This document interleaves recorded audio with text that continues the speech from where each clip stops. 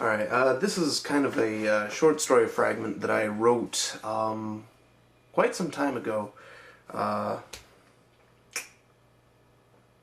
it's not so much of a fragment as it's kind of... It could stand by itself, but it needs more story to it. But let's begin. If you've never seen a gun before, you would know... If you've never seen a gun before, you would never know the danger of it. You wouldn't be intimidated by the funny L shape of a pistol, maybe a little cautious about the way a rifle is held, but being unknowing of the danger inherent to that odd-looking stick, would not be afraid of the thing in and of itself.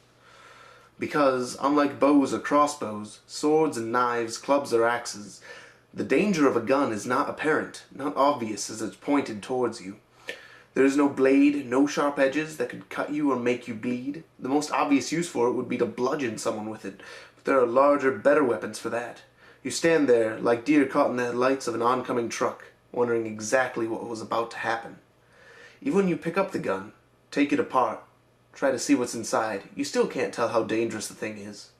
Pulled apart, a gun is a collection of springs and screws and pressed metal, a pile of parts that seem confusing and unrelated. You don't know the significance of a bullet, that little lump of lead in a brass casing. But when someone who does know what all those parts mean, someone who does know the significance of the bullet, someone who knows how to point the gun and pull the trigger, suddenly it is one of the deadliest weapons in the world. Alone, a gun is harmless. All it needs is someone to aim it at a target and let loose the devastation. I am an assassin, a killer for hire. I am a gun. All you need to do is point and shoot.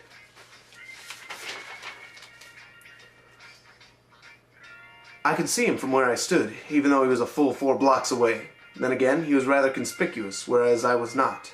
Not to mention I was making a conscious effort to find him, and he and his bodyguards were only looking for threats coming from the crowd, on the ground. That's where I had them. Setting the messenger bag down, I flipped open the flap to double-check my equipment. Stock? Check. Bolt and firing pin? Check that too. Barrel? Check. Clip? Spare? Check and check.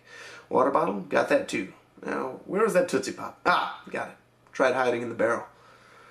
The rifle practically assembled itself in my hands. In my head, I silently counted the seconds away. When I finally slid the clip into the rifle, I stared at it for a moment. I could feel the grin cracking across my face. Scott was going to be seriously jealous. I was getting faster. He was 2 blocks away when I finally settled my crosshairs on his head. He was a handsome man, my target. Leader of the Argentinian Revolution Group, the People. His attempts to overthrow the country's corrupt government had attracted the eyes of some very important people. Some very important people who wanted him dead. They called him a threat, a terrorist. I rather admired the guy.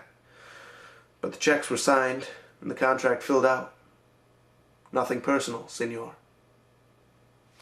And that's my little fragment. I've got more. In fact, I'm going to read more. But yeah, that's first in me reading my short stories for self-gratification. Rock out.